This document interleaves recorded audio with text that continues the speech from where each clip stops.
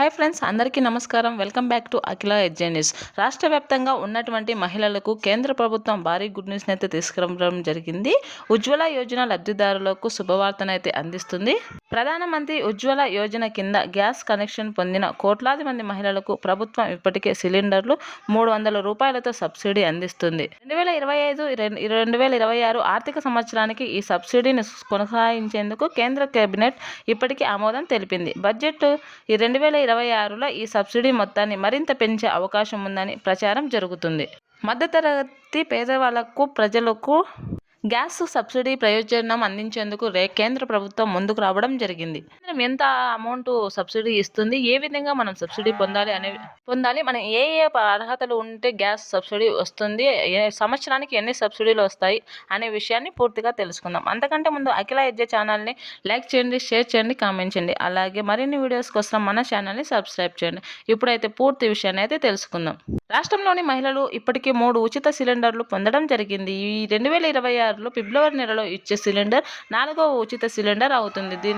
Gas ధరలు హెచ్చుతగ్గులు అవ్వడం, పెరగడం, తగ్గడం జరుగుతూ ఉంది. గ్యాస్ ధరను నిర్ణీతం చేసి ప్రజలపైన భారం పడుకోకుండా ఉండడానికి అయితే ఈ ఉచిత సిలిండర్ను అయితే ప్రవేశపెట్టడం జరిగింది కేంద్ర ప్రభుత్వం.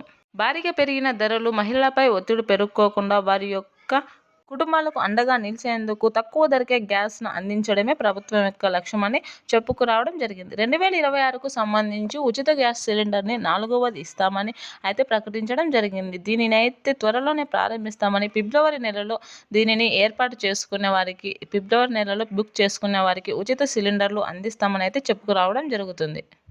2026కు సంబంధించి వంట గ్యాస్ కోసం బుక్ చేసుకోవాలన్న మహిళలు ఖచ్చితంగా ఫిబ్రవరి 10వ తేదీ తర్వాత బుక్ చేసుకుంటే ఉచిత గ్యాస్ అవకాశం ఉంటుందని అయితే కేంద్ర ప్రభుత్వం అయితే చెప్పడం జరిగింది.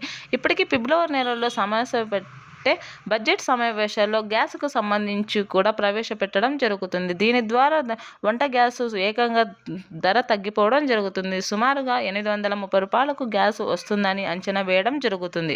దీని యొక్క ముఖ్య ఉద్దేశం పేద ప్రజలు వారిపై భారం పడుకోకుండా వారు నిర్ణీత మొత్తంలోనే గ్యాస్ను కొనుగోలు చేసి వారి అవసరాలను తీర్చుకునేందుకు దీనిని ఏర్పాటు చేయడం జరిగింది.